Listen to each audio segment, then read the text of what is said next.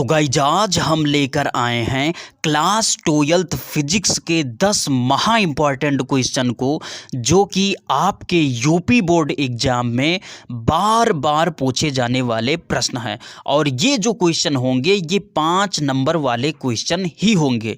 तो ध्यान रहे कि अगर आप इन 10 क्वेश्चंस को रट लेते हैं तो आपका पेन आपके एग्जाम में नहीं रुकने वाला है। तो बिना किसी देरी के करते हैं हम वीडियो को स्टार्ट और चलते हैं अपने पहले नंबर क्वेश्चन की ओर।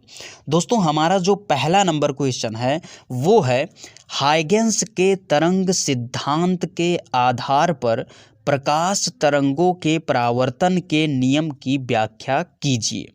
अब एक चीज़ यहाँ पर नोट कर लीजिए कि ये जो क्वेश्चन है ये आपका प्रतिवर्ष लगभग आने वाला क्वेश्चन है, लेकिन प्रतिवर्ष इस क्वेश्चन में बदलाव कर दिया जाता है। बदलाव कैसे किया जाता है वो ध्यान से सुन लीजिए।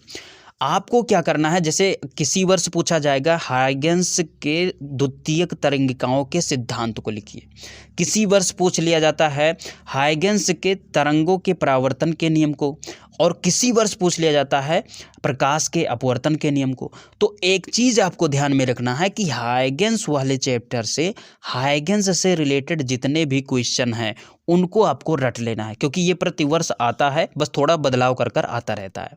तो ये चीज़ आपको तैयार कर लेना है।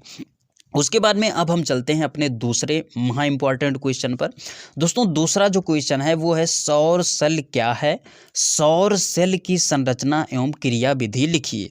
ये बहुत ही सरल क्वेश्चन है और आपको तैयार करने में ये थोड़ा सुविधाजनक भी है, और ये लॉन्ग क्वेश्चन में पूछा भी जाता है। तो इसको आप तैयार कर लीजिए। ये प्रतिवर्ष तो नहीं पूछा जाता है, लेकिन ये पूछ लिया जाता है। अब उसके बाद में तीसरे नंबर क्वेश्चन पर हम चलते हैं। तीसरा नंबर क्वेश्चन जो है ये काफ़ी ज़्यादा इंपॉर्टेंट है। ये कहता है, फोटोडायोड की संरचना एवं क्रिया विधि का वर्णन कीजिए। तो इसको आपको बढ़िया से तैयार कर लेना है। उसके बाद में अगला जो क्वेश्चन है 4 नंबर, ये महा इम्पॉर्टेंट क्वेश्चन है। ये कहता है, एम्पियर का परिपथीय नियम क्या है, एम्पियर मैक्सवेल का संशोधित नियम बताइए तथा इसकी सहायता से विस्थापन धारा समझाइए। ये जो क्वेश्चन है ये महा इम्पॉर्टेंट क्वेश्चन है, क्योंकि ये लगभग हर वर्ष आ जाने वाला क्वेश्चन है। किसी ना किसी सेट में ये क्वेश्चन आता है, तो इसको एकदम से आपको रट लेना है। उसके बाद में आ जाते हैं अगले महा इम्पॉर्टेंट क्वेश्चन पर। हमारा जो 5वां नंबर क्वेश्चन है वो कहता है, ट्रांसफार्मर का सिद्धांत क्या होता है, ऊंचाई तथा अपचाई ट्रांसफार्मर में अंतर उल्लेखित कीजिए, ट्रांसफार्मर में ऊर्जा क्षय के कारणों का उल्लेख कीजिए। ध्यान रहे कि ये जो क्वेश्चन है ये महा इम्पॉर्टेंट क्वेश्चन है। क्यों महा इम्पॉर्टेंट क्वेश्चन है उस चीज़ को भी जान लीजिए।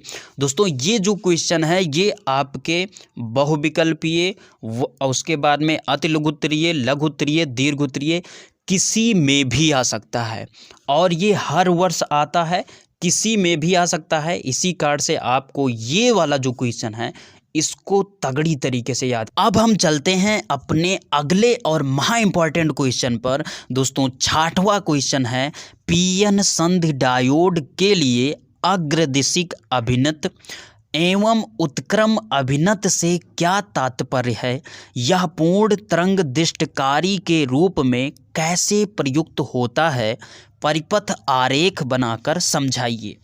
अब एक चीज़ आप यहाँ पर ध्यान से सुन लीजिए कि जब भी संधि डायोड से क्वेश्चन आता है तो ज़्यादातर जो क्वेश्चन आता है वो आता है पीएन संधि डायोड से ही।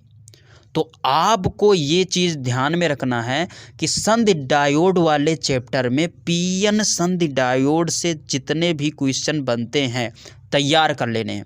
अगर आप पिछले कई वर्ष के पेपर को देखेंगे तो उसमें अगर संधि डायोड से चैप्टर वाले से कोई भी अगर यहाँ पर टॉपिक आया है तो पीएन संधि डायोड से ही ज़्यादातर आया है। तो पीएन संधि डायोड को तो बिल्कुल से नहीं छोड़ना है, उससे रिलेटेड हर एक क्वेश्चन का आपको तैयार कर लेना है। और ये लगभग हर वर्ष आ भी जाता है। तो ये आपका हो गया 6वां नंबर क्वेश्चन। अब हम चलते हैं 7वें और महा इम्पॉर्टेंट क्वेश्चन पर। ये जो क्वेश्चन है ये कहता है गॉस का नियम क्या है? इसकी सहायता से एक समान रूप से आवेशित गोलीय कोश के पृष्ठ के बाहर किसी बिंदु पर विद्युत क्षेत्र का सूत्र स्थापित कीजिए। अब ये जो क्वेश्चन है ये क्यों महा इम्पॉर्टेंट क्वेश्चन है ये भी जान लीजिए। दोस्तों ये जो क्वेश्चन है इससे रिलेटेड क्वेश्चन आपके वस्तुनिष्ठ, अतिलघुत्तरीय, लघुत्तरीय, दीर्घोत्तरीय किसी में भी आ सकता है। और ये एक चीज़ यहाँ पर ध्यान रहे कि अगर ये 5 नंबर में क्वेश्चन आता है तो केवल आप अगर पढ़ेंगे तो यहाँ पर गॉस का नियम लिखिए। इतना देखकर आपको खुश नहीं होना है, क्योंकि इतना तो आपको सरल देगा, गॉस का नियम क्या है ये लगभग सबको तैयार रहता है, लेकिन इसके आगे एक क्वेश्चन जोड़ता है। जैसे इसमें जोड़ा है कि इसकी सहायता से एक समान रूप से आवेशित गोलीय कोश के पृष्ठ के बाहर किसी बिंदु पर विद्युत क्षेत्र का सूत्र स्थापित कीजिए। तो ठीक इसी तरीके से पीछे एक क्वेश्चन जोड़ेगा। इस तरीके से आपको क्या करना है कि अगर आपको 5 नंबर इस गॉस के प्रमेय से प्राप्त करना है तो आपको इस चैप्टर में गॉस के नियम को तैयार करना है। उसके साथ ही इसके पीछे ये जोड़ेगा। तो यहाँ पर अभी आवेशित गोलीय कोश के बाहरी पृष्ठ पर कहा, ऐसे यहाँ पर आंतरिक बिंदु पर। तो इस तरीके से आपको क्वेश्चन बनाकर यहाँ पर तैयार कर लेने हैं, यानी कि इस चैप्टर के टॉपिक्स को आपको अच्छे से पढ़ लेना है, देख लेना है। उसके बाद में अब हम चलते हैं अपने अगले महा इम्पॉर्टेंट क्वेश्चन पर। ये जो क्वेश्चन है ये कहता है कि बायो-सेवर्ट नियम क्या है? इसकी सहायता से वृत्ताकार धारावाही कुंडली की अक्षीय रेखा के किसी बिंदु पर चुंबकीय क्षेत्र का सूत्र स्थापित कीजिए। अब एक चीज़ ध्यान में रखिए कि ये जो बायो-सेवर्ट नियम क्या है ये आपका अतिलघुत्तरीय, लघुत्तरीय में भी आ सकता है, और इससे रिलेटेड क्वेश्चन आपको यहाँ पर वस्तुनिष्ठ में भी देखने को मिल जाते हैं। तो इस चीज़ को तो आपको बिल्कुल से तैयार कर लेना है। बाकी अगर ये लॉन्ग क्वेश्चन में आएगा तो यहाँ पर पीछे एक क्वेश्चन जोड़ दिया जाता है, तो इसको भी आपको अच्छे से तैयार कर लेना है। उसके बाद में अब हम आते हैं अपने अगले क्वेश्चन पर। अगला क्वेश्चन है संधारित्र की धारिता की परिभाषा दीजिए। समांतर प्लेट संधारित्र की धारिता का व्यंजक व्युत्पादित कीजिए। इसकी धारिता कैसे बढ़ाई जा सकती है? तो एक चीज़ ध्यान में रखिए कि ये जो क्वेश्चन है इसमें पीछे के 1-2 क्वेश्चन को कट कर इसको लघुत्तरीय में भी दे दिया जाता है। तो इस क्वेश्चन को भी आपको यहाँ पर तैयार कर लेना है, ये महा इम्पॉर्टेंट क्वेश्चन ये भी है। उसके बाद में आखिरी अंतिम क्वेश्चन पर हम चलते हैं। ये जो क्वेश्चन है ये कहता है कि एक पतली एकल झिर्री द्वारा एक वर्णीय प्रकाश के विवर्तन की विवेचना कीजिए। केंद्रीय उच्छिष्ट की कोणीय चौड़ाई का व्यंजक ज्ञात कीजिए। ये भी क्वेश्चन पिछले 2 वर्षों में पूछी गई हैं, तो इस क्वेश्चन को भी आपको अच्छे से तैयार कर लेना है। तो ये जो हमने 10 क्वेश्चन बताए हैं इन 10 क्वेश्चंस को तैयार कर लेना है, और इन 10 क्वेश्चंस से रिलेटेड या इनके आसपास के क्वेश्चन को भी तैयार कर लेना है। जैसे हाइगेंस वाले में बताया कि हाइगेंस का जो नियम है उसमें बदलाव कर क्वेश्चन आते रहते हैं और हर वर्ष लगभग आते रहते हैं। तो ऐसे ही जितने भी हमने यहाँ पर टॉपिक्स या क्वेश्चन बताए हैं उनमें बदलाव कर क्वेश्चन आता रहता है, लेकिन हर वर्ष ये क्वेश्चन पूछे जाते हैं। तो आपको बेहतर ढंग से इन 10 क्वेश्चन को तैयार कर लेना है, और यकीन मानिए कि इन 10 क्वेश्चन को आप तैयार कर लेते हैं तो आपका जो पेन है वो वास्तव में एग्जाम में नहीं रुकने वाला।